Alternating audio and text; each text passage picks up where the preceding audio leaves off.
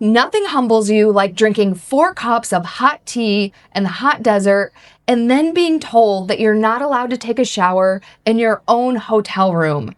Welcome to the Shine from the Inside newsletter, audio edition. This is part 9 of the Spain and Morocco series. And if you would like the freestyle storytelling version of this exact same story that is not just me reading the written newsletter, that link is in the description. But now on to a camel ride, 4 cups of mint tea, and the hotel showdown. I enter the air-conditioned lobby, and the employee at the reception eagerly greets me before I arrive at his station. "Hi," I respond, much less enthusiastically while faking a smile. Although I'm happy to finally be at the hotel, I won't feel better until I eat, shower, and regulate my nervous system from the overstimulation of the day. "How are you today?" he overzealously asks in a way that seems like he's being sincere and not going through the motions of a perfunctory greeting. I don't know if it's his perceived genuineness or me being too exhausted to keep up the fake happy facade, but I tell him the truth. Not good. I can tell by his smile immediately disappearing that that wasn't what he expected to hear. The recovering people pleaser in me feels the need to over-explain now that I feel responsible for ruining his cheery mood. I tell him, "I had a long trip here. It was only supposed to be 4 hours, but the car kept breaking down and my driver wouldn't call a new driver. And then we broke down again and I took the taxi the rest of the way here, but my driver didn't give enough money, so I paid him more because I just wanted to be done with the trip because it took over 8 hours to get here and I'm tired and hungry and just want to relax." I realize I'm rambling, so I get to business. Also, I have 2 separate reservations because I tried to book an extra night to my original reservation and that room wasn't available, so I booked a different room for tonight. So I'm not sure how that works.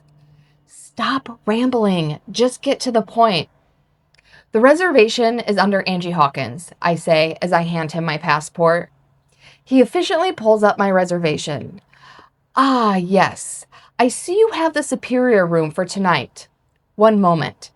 He furiously types and then analyzes something on the screen before saying, "Miss Hawkins, I can upgrade your other reservation to the superior room for your entire stay at no extra cost. That way you don't have to switch rooms and you can get some rest." Holy shit. I think this is the first good thing to happen to me on this trip. "Thank you so much," I say, matching his initial overzealous energy. After settling in my room, I take a shower, order room service, and then crash. I finally feel comfortable. I feel hopeful and excited for the first time on this trip as I wait for my ride to the desert for a camel ride. I'm proud of myself for protecting my peace and leaving the surf retreat a day early. I'm so thankful that the hotel employee gave me a free upgrade. And I'm excited to do something stereotypically Moroccan today. I booked this camel excursion online, and the description was vague, so this is a wildcard situation. But I'm okay with the uncertainty. After everything I've been through on this trip, I don't feel like there's much that could happen with a camel ride that would be that bad. The van pulls up and I get in. There are already 3 other people in the van. Nobody is talking, and I am okay with that. Shortly into the drive, the couple in the back start talking in low voices, so I can tell that they are together. Then, the young guy next to me turns to me and asks, "How long have you been in Morocco?" I tell him the Cliff Notes version of the surf retreat, and we make cordial small talk until we arrive at the desert camel stable. As I looked at the rope-up camels, I immediately feel bad about riding them. These poor animals carry people like us around all day long. It's no better than being a circus animal. Our guide is cool and immediately takes us in and gives us Moroccan-style robes and headdresses to wear, fully immersing us in the dog and pony show effect of it all. He then proceeds to take a ton of pictures of us, for us, before we can even mount the camels. He leads me to my camel first. Her name is Fifi, and she doesn't look lively or happy. Why did I do this? I immediately resolved to give her a ton of love as an energy exchange for letting me ride her. Once the other three are on their camels, we start our ride through the desert, which is really their sectioned off groom property in the desert. The guide, Ahmed, is super nice and informative. He even weaves camel shapes out of palm leaves for the other female and me. Ahmed is also taking a ton of pictures of us riding camels, which is a nice bonus. At the end, we dismount our camels and Ahmed and his assistant offer us tea. It's hot outside and it's hot tea, so I really don't want any, but Ahmed is saying how great it is, so I guess I'll at least try it. Holy shit, this tea is amazing. It's sweet, but not too sweet, with a hint of mint. Oh my God, this is so good, I tell him. Have you not had Moroccan tea yet? Ahmed asks. That's just it. I have. I was in Swan for a week and the tea there wasn't like this at all. It was actually kind of gross. Why does this taste so good? He explains the ingredients and the process which creates the froth. He points out the froth in our glass cups and explains that it's a telltale sign of good Moroccan tea. The tea is so good that I downed 4 cups. I'm still wearing the robe, so now I'm sweating profusely, but I don't give a shit because I love this tea. In the van on the way back, I talked to the guy more.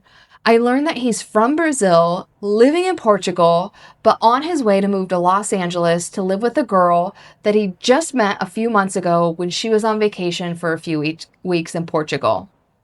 Are you nervous about the move? I ask him. No, why would I be? Oh, I don't know. Probably because you don't even know this person, and now you're moving across the world to live in the same home as her. What could go wrong? Maybe I'm being negative, but I feel like I'm being realistic. But because it isn't my life, I don't outwardly rain on his parade and let him finish talking about how excited he is. After the driver drops me off at the hotel, I am so excited to take a shower because I am sweaty from drinking all that hot, frothy tea in the hot desert sun. I enter my hotel room and I can immediately tell from the unkempt bed that housekeeping has not been here, which is weird because I saw them a few doors down when I left this morning. I look at the time and it's 1 p.m. That's odd.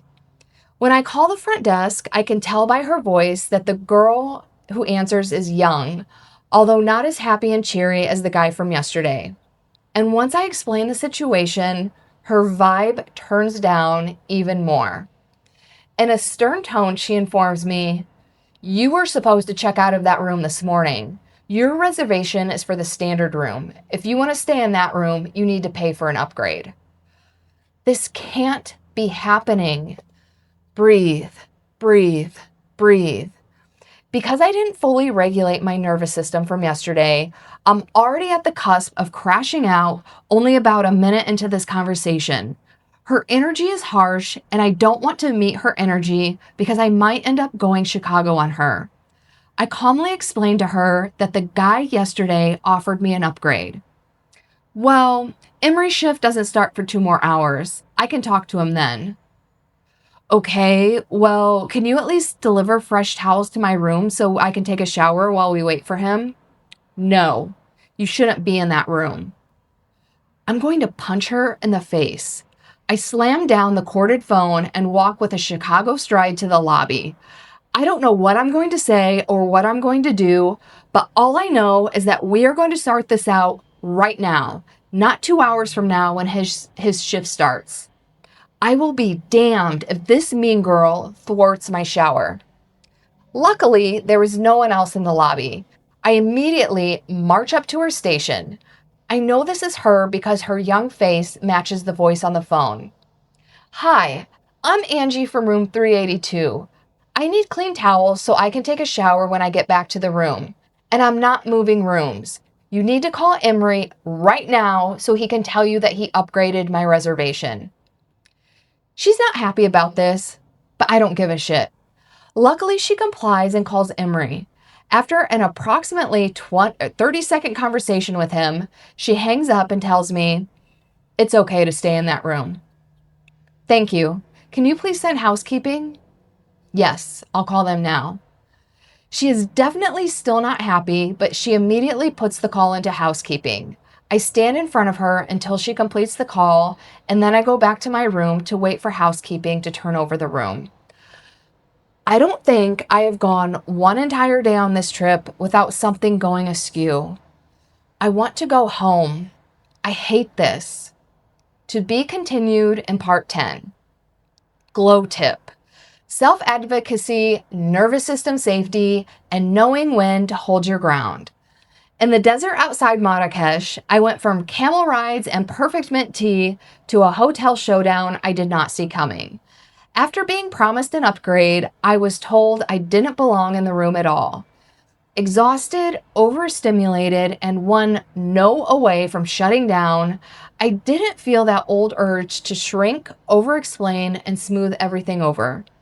For years, I let other people's tone, mood, and behavior dictate my own. I stayed quiet to keep the peace, even when it cost me my energy, comfort, or sense of safety. But that day, I remembered the one thing fully in my control: my response. I couldn't change her attitude, but I could advocate for myself because I knew I deserved the upgrade I was promised. I could speak to her clearly, hold my boundary, and choose action over people-pleasing, whether it made her comfortable or not. Self-love isn't about avoiding conflict. It's about protecting your peace, honoring your needs, and trusting your own voice, even when your nervous system is tired. When you practice small acts of self-advocacy, even on the verge of a meltdown, you stop abandoning yourself and start standing in your power. That's what it means to shine from the inside. Are you ready for your camel ride level glow up? Book your free Find Your Glow session. So I used to struggle a ton with advocating for myself, speaking up for myself, and that's because my worth believed I didn't deserve it. Also, other people never did it for me, so I just never had those kind of role models. But once I learned to do it for myself, it was so empowering.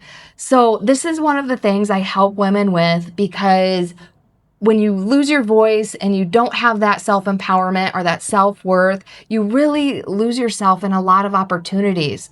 So that's why I offer free 60-minute Find Your Glow sessions.